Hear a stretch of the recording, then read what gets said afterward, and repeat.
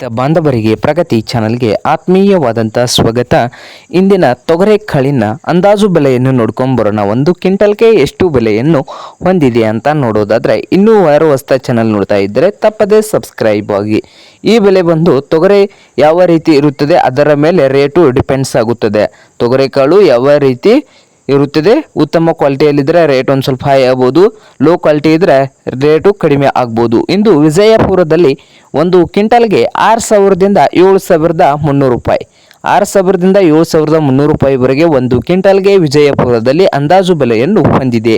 ಹಾಗೆ ಬಾಗಲಕೋಟೆಯಲ್ಲಿ ಒಂದು ಕ್ವಿಂಟಲ್ಗೆ ತೊಗರೆಕಾಳಿನ ರೇಟು ಅಂದಾಜು ಬೆಲೆ ನೋಡೋದಾದರೆ 5,000ದಿಂದ 6,200, 5,000ದಿಂದ 6,200 ರೂಪಾಯಿವರೆಗೆ ಬಾಗಲಕೋಟೆಯಲ್ಲಿ ಒಂದು ಕ್ವಿಂಟಲ್ ತೊಗರೆಯ ಅಂದಾಜು ಬೆಲೆಯನ್ನು ಹೊಂದಿದೆ.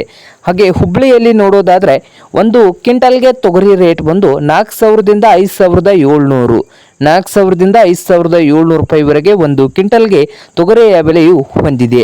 ಹಾಗೆ ರಾಯಚೂರದಲ್ಲಿ ಅಂದಾಜು ಬೆಲೆ ನೋಡೋದಾದರೆ ಒಂದು ಕ್ವಿಂಟಲ್ ತೊಗರಿಗೆ 6,200 ರೂಪಾಯಿದಿಂದ 7,600, 6,200 ರೂಪಾಯಿದಿಂದ 7,600 ರೂಪಾಯಿವರೆಗೆ ರಾಯಚೂರು ಮಾರುಕಟ್ಟೆಗಳಲ್ಲಿ ಒಂದು ಕ್ವಿಂಟಲ್ಗೆ ಅಂದಾಜು ಬೆಲೆಯನ್ನು ಹೊಂದಿದೆ.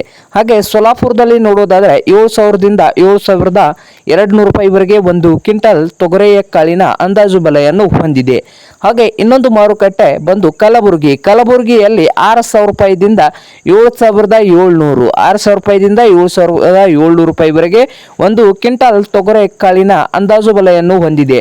ಕಾಳಿನ ಸರಿಯಾದ ಮಾಹಿತಿಗಾಗಿ ಮಾರುಕಟ್ಟೆಗೆ ಭೇಟಿ ನೀಡಿ.